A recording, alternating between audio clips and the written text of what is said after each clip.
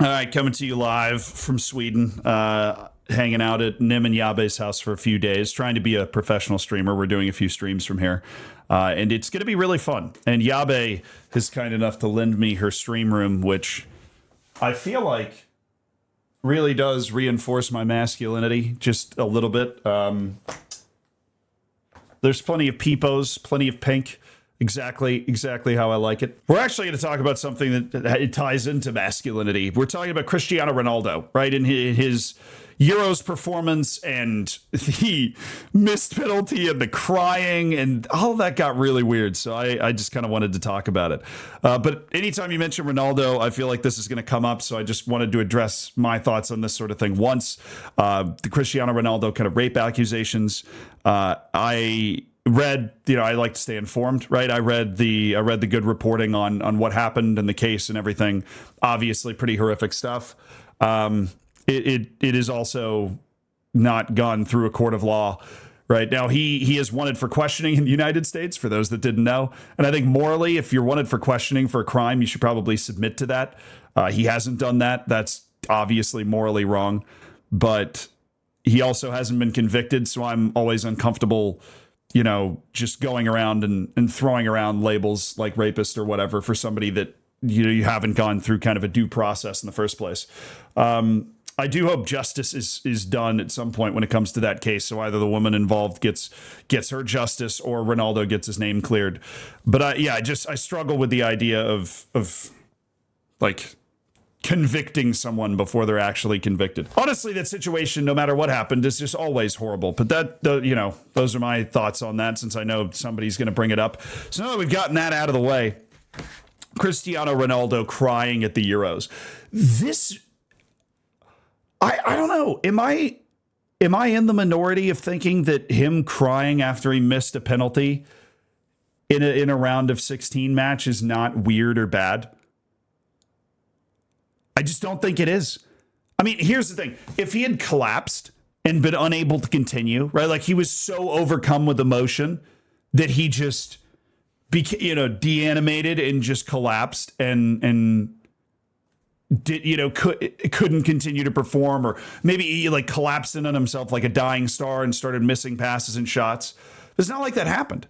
He missed the penalty, and then when he had time to process it, there's some people saying that he saw his mom crying in the stands. He just starts crying, and his homies back him up, and he goes back out there, and you know what? He cashes in that first penalty, right? And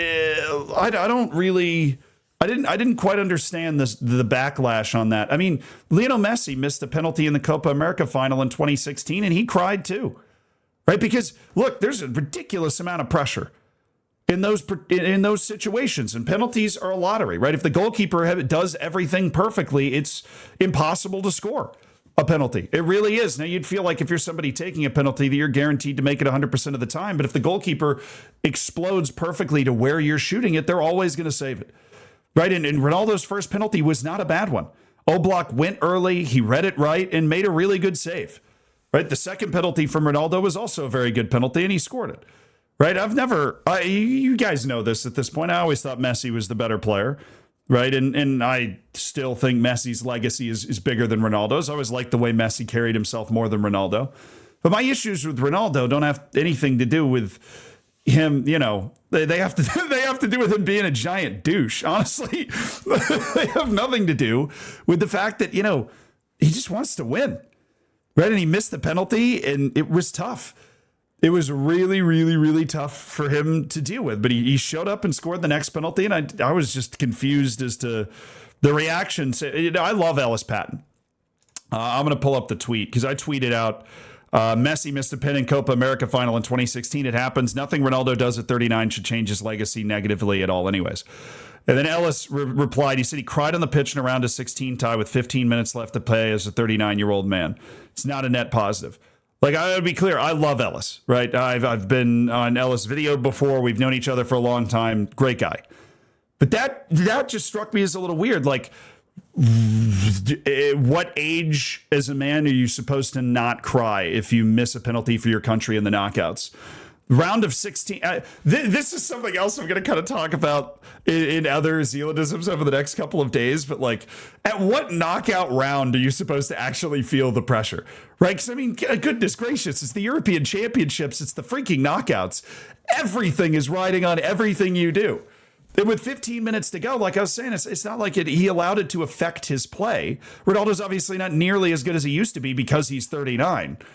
But if we're talking about like what the net positive on what, in this situation, the goal is to win the game, right? And Diogo Costa did a really good job of goalkeeping in the penalty shootout. Portugal ended up winning the game. You're in the quarterfinal.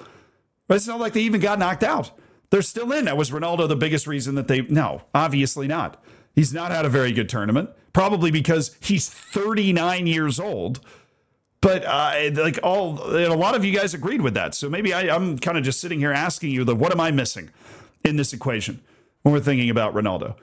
Because the other half of this, and where a lot of people kind of went in this direction, it was basically that Cristiano Ronaldo is hurting his team. Now, that I do agree with. I think Ronaldo, and kind of talking about earlier, I think Ronaldo's ego gets in his way a lot more than it does with Messi. Now, I know there's no real reason to bring up Messi in that sentence, but I do think Ronaldo's one of those people that has always believed himself to be the best player on the planet, right? And that is that sort of mentality that has allowed him to be as good as he has been over the course of his career. But that is a mentality that is now particularly harmful. Right, that is a mentality that is now really detrimental to his team because he still believes he's the best in the world. He still believes he's going to score every free kick, right? He's launching them into row Z, right? He still believes he's all those things, and he's just not, right? If this was Cristiano Ronaldo 15 years ago, he'd have 4 goals in this tournament already. He doesn't. He doesn't have the same explosiveness. He doesn't seem to have the same sharpness of movement, right? He doesn't even seem to strike the ball as well as he did over the course of most of his career. Ronaldo's just not as good. And it's not even hating. He's 39, right? No human being on the planet is able to maintain their skill level at 39 years old when the game is as fast as it is now. But Roberto Martinez, the coach of Portugal, has decided to cave to it.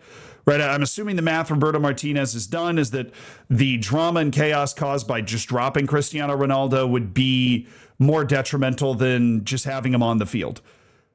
That's the math, or Roberto Martinez just doesn't want to face the music and actually have to go through the process of pulling the plug. So I don't think Ronaldo should be slated or blamed for not playing well at 39 years old. I don't think he should be slated or blamed for crying because he missed a penalty. I think he should be slated or blamed for not recognizing that his time is done. Right? The Didier Drogba role of super sub like he had with Ivory Coast at that one World Cup.